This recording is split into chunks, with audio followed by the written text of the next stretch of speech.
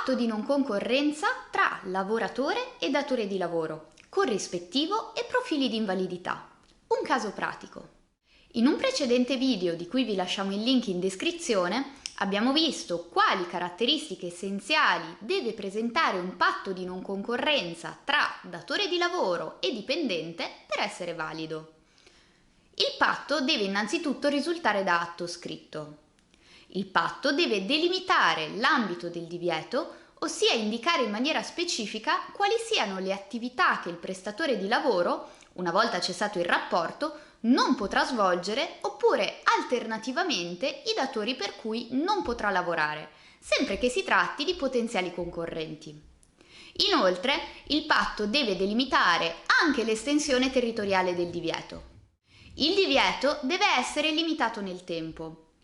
Il vincolo non può essere superiore a 5 anni quando si tratta di dirigenti e a 3 anni negli altri casi.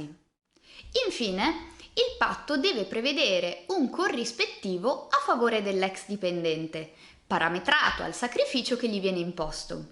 Di regola il corrispettivo viene pagato al termine del rapporto di lavoro. Tuttavia si è sviluppata una prassi secondo cui tale corrispettivo viene dilazionato in costanza del rapporto di lavoro, erogandolo a rate all'interno della busta paga. Oggi approfondiamo il tema del patto di non concorrenza e in particolare l'aspetto relativo al corrispettivo e alle sue modalità di pagamento, attraverso l'analisi di una recente sentenza della Corte d'Appello di Milano, sezione lavoro. Tizio, dipendente della società Alfa, decide di cambiare lavoro e comincia a lavorare per la società Beta, concorrente di Alfa. Tizio, in costanza del rapporto di lavoro, aveva firmato con Alfa un patto di non concorrenza che, a parere di Alfa, sarebbe stato violato dall'ex dipendente nel passaggio alla società Beta. Alfa cita Tizio in giudizio chiedendo al giudice la sua condanna alla restituzione delle somme che Tizio stesso aveva percepito a titolo di corrispettivo del patto di non concorrenza, oltre al pagamento di una penale particolarmente salata che il patto prevedeva proprio in caso di sua violazione. In che modalità Tizio aveva percepito il corrispettivo? Il patto prevedeva che il relativo corrispettivo fosse pagato al lavoratore direttamente in busta paga per tutta la durata del rapporto di lavoro, fino a un importo massimo di 40.000 euro da corrispondersi in rate mensili di 400 euro. Quindi, per come era impostato il patto, al termine del rapporto di lavoro, anche l'erogazione periodica del corrispettivo del patto di non concorrenza sarebbe stata interrotta.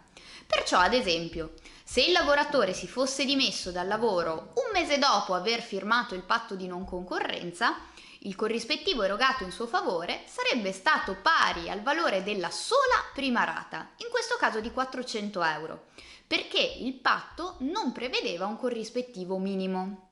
La Corte d'Appello di Milano ha ritenuto illegittima questa modalità di pagamento del corrispettivo. Ciò perché il corrispettivo si era rivelato di fatto indeterminato, in quanto, come detto, il patto di non concorrenza non prevedeva neppure un minimo garantito. La previsione di un compenso minimo garantito sarebbe necessaria affinché il lavoratore possa valutarne la congruità a fronte della rilevante limitazione della professionalità che gli viene richiesta attraverso il patto. In altri termini, il corrispettivo, così come determinato nel patto di non concorrenza, era indeterminato perché il suo ammontare dipendeva in misura rilevante dalla durata del rapporto di lavoro, senza garantire una somma minima al lavoratore. Come detto, se Tizio si fosse dimesso dopo un mese dalla firma del patto di non concorrenza, avrebbe percepito una sola rata di 400 euro a titolo di corrispettivo, pur a fronte del gravoso sacrificio che il patto gli imponeva.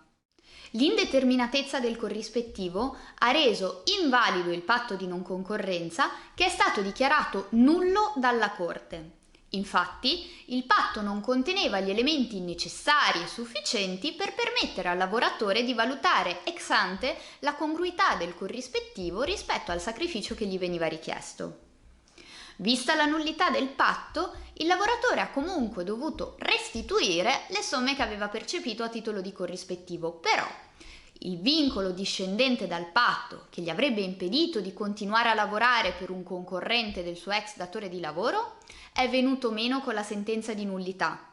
Inoltre, la Corte ha respinto la pretesa dell'ex datore di lavoro, Alfa, di condannare il lavoratore al pagamento della penale prevista nel patto in caso di sua violazione. Iscrivetevi al nostro canale, abbiamo un'intera sezione dedicata al diritto commerciale. Per maggiori informazioni visitate il nostro sito e seguiteci sui social media.